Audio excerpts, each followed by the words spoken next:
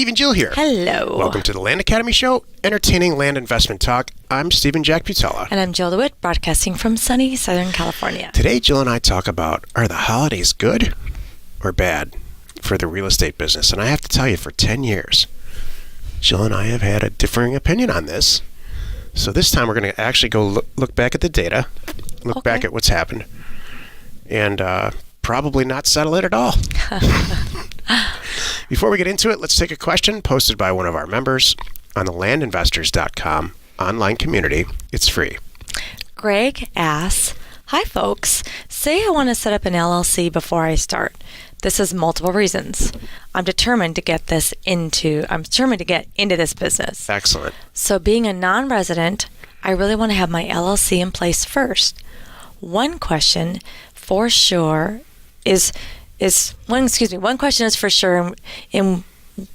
which state to found. I'm sorry. I understand. From what I've read so far, what state to found your LLC? Got it. From what I've read so far, Arizona and Nevada are good ones, but why? I also read that you have to register for a foreign LLC for every state you're doing business with. Or another recommendation I got was, just do an LLC in the state you want to work with. But if I'm targeting multiple states, does this mean that I have to found or register a foreign LLC in every state? Maybe someone can clarify this a little, since this, for me, has been a bit of a blocker. Thanks. I'll try to be, this is not typically, well, I'll try to answer these questions directly. The reason that you form an LLC is for legal reasons, but there's tax implications too. And then there's, let's call them secrecy issues on top of it. Let's tackle them one by one. Number one, an LLC in any state is going to serve the legal function for you. So that is to say, if a real estate deal goes bad and the property's in the name of the LLC, the person who's upset about whatever on either side of the transaction sues the LLC. They don't sue you personally as the owner of the property. That's good. And it doesn't matter what state that's in. Number two, tax reasons. The tax implications of where you form an LLC generally don't matter. It's where you live that you have to file a state tax return. And if you've got it structured the way that Jill and I do, it all rolls up into one anyway. So where you live and where your offices are and all that, that's where you've generally, in general, these are all general, don't take my word for it, this is just my opinion. And then the third reason is, and that's where this state to state issue consistently comes up, is why can someone track me down if I don't own an LLC? If I own large land business LLC in Nevada, it's a lot harder to find the fact that Steve Butala owns that LLC in Nevada and in Delaware. There are state laws that govern what's public information and what's not. In Arizona, it's a 10-second Google search to find out who owns what. Jill and I, we don't hide. All of our LLCs are in Arizona, with the exception of a couple. So that's what this LLC business is all about. So that said, Jill's going to agree with me here. We've already spent too much time on this topic, in my opinion. And I mean to pick on the question, the person who asked the question. Just get one done. And this is not, if you are going to get into this business, and it sounds like you are, you're going to have many LLCs. Jill and I file for them all the time.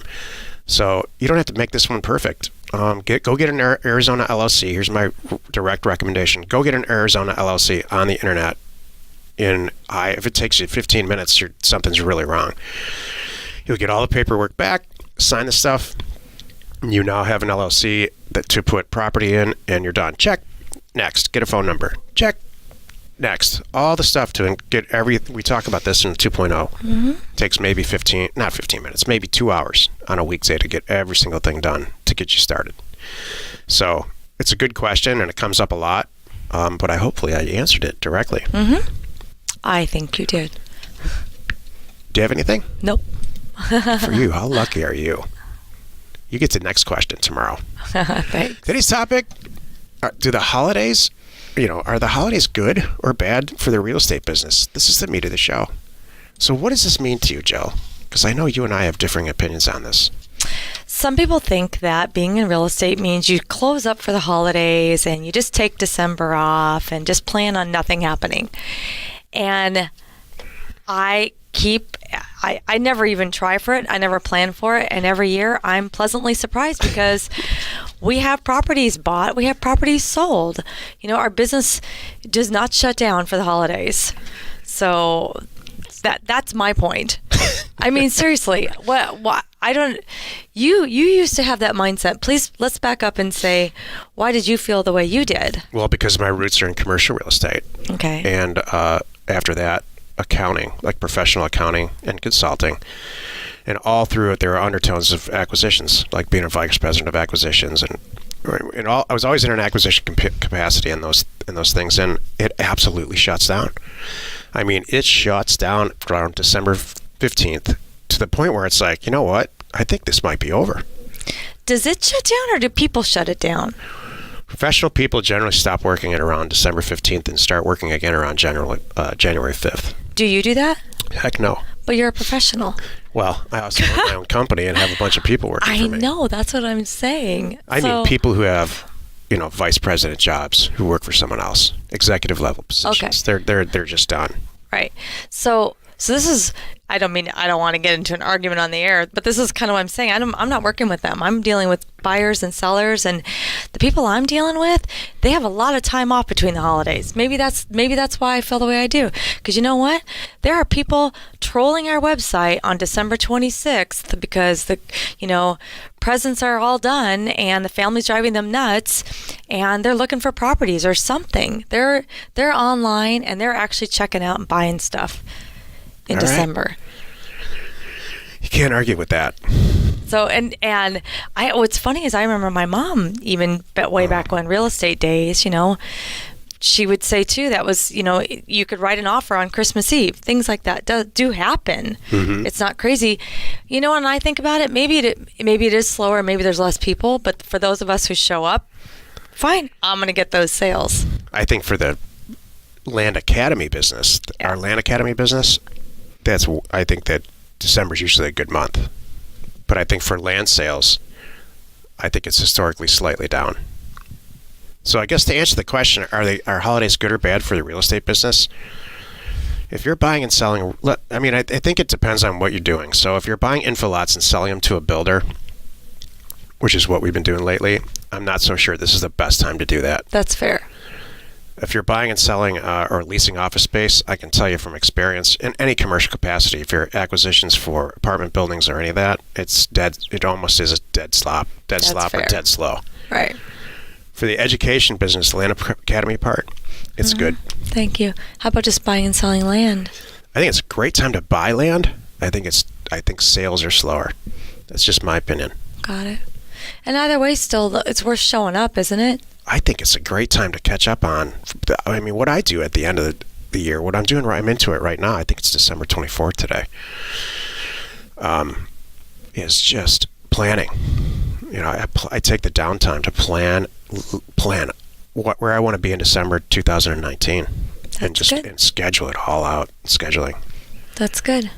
So that's actually another show this week, I think. What about the chances of finding another home run by the end of the year, because someone needs to get some property out of their life by the end of the year? You know what I've noticed over the years? I'm glad you bring that up. Mm-hmm. There used to be just this mad rush at the end of December for tax planning purposes to do stuff.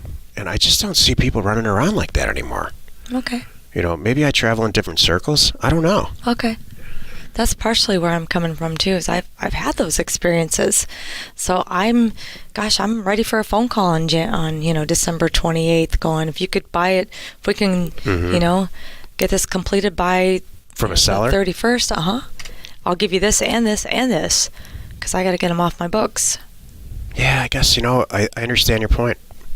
We're both, like, you come from a sales background, I come from an accounting background, and those are both very fiscal decisions are made based on 29th of the month kind of thing. Mm-hmm.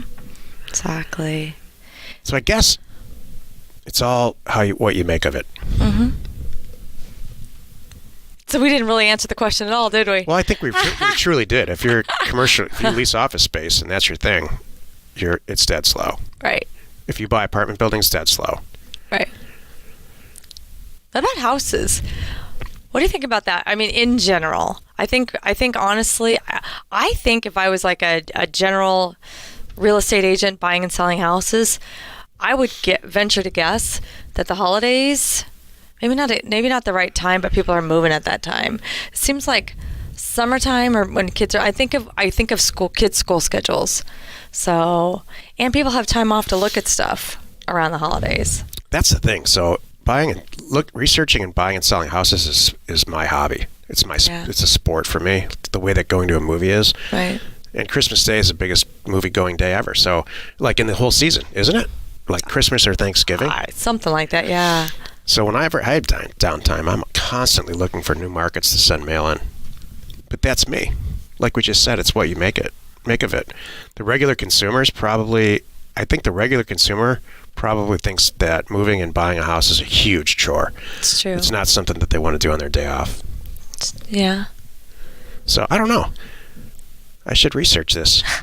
I mean, our sales numbers have not materially, I looked back on it. Okay. Our land sales numbers have not materially been different in December. The fact that our lowest sales numbers are in the deep summer. Isn't that funny? That's where I feel it. Yep. I feel that's what's so true. I feel that in the summertime when the kids are off school and everyone's taking vacations, like July and August are rough months for us in a lot of areas of our business. People are just not thinking about work. Right. They're just having fun. Right. So it's kind of interesting. So I think maybe that's part of it. In December, it's not, people don't usually have months off at a time. They only have days or weeks off. Yeah. So it's not as much time. So I guess what we're both saying is, and for the group of people that listen to this show regularly, don't stop. Yeah. Do not stop. Don't stop sending mail out for sure. Because if you send a mailer out now, it's going to hit in mid to January, which is great. That's when I really think, you know what? Send mail out now. That's what I think. Because January, in the beginning of January, everybody's kind of planning and thinking about stuff. They want to get rid of that property at that point. Making some big changes. Yeah. Maybe they're going to buy the retirement property, whatever, in January. Or maybe they met with their family over the holidays and they want to move. They want to sell all their stuff. They want to really go off the grid. They want to hide from their family now. Well, you've done it again. You spent another... Go ahead. No, it's all good. You spent another 15 minutes or so listening to the Land Academy show. Join us next time for this topic. You must be dedicated if you're listening on Christmas Day. And we answer your questions posted on our online community, landinvestors.com. It's free.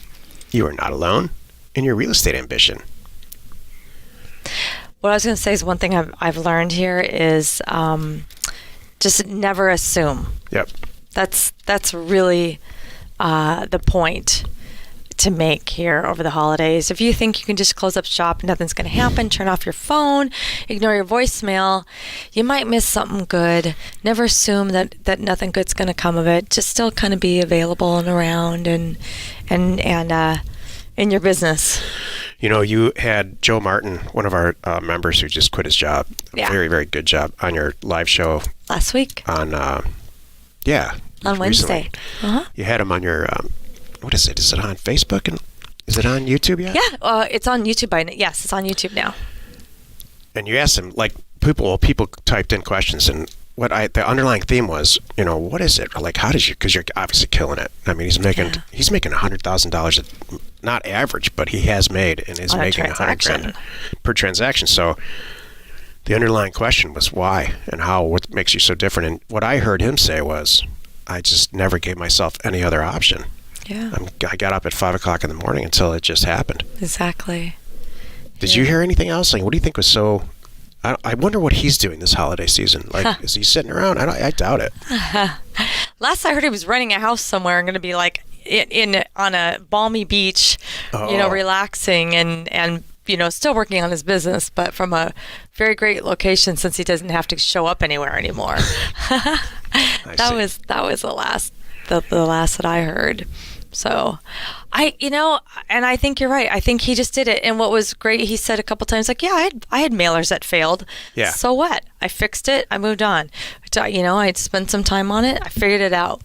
And we all agree too. And it's still a process, because once you figure out one county, now you're in another county. Yeah. And there's some nuances there. So you're kind of always learning and tweaking. But he also said too, he's finally got himself in the position where he can now do the stuff he's good at, and he's really, enjoying that. He's building a little team. Right. And that's great. Man, I know that feeling. Exactly. Man, once you get over that hump where you don't have to do the deeds yourself and some other that just have just one assistant. I remember that first assistant that I hired, and it was a life altering like 2 weeks where all the stuff that I was doing I could just hand to her and tell her how to do it, and it was just the greatest thing ever. This is back in 1999 probably. That's good. Hey, thank you for watching and listening, and please, wherever you are, please rate us there, and be sure and post your questions on our online community, landinvestors.com. It's free. We are Steve and Jill. Information and inspiration to buy undervalued property.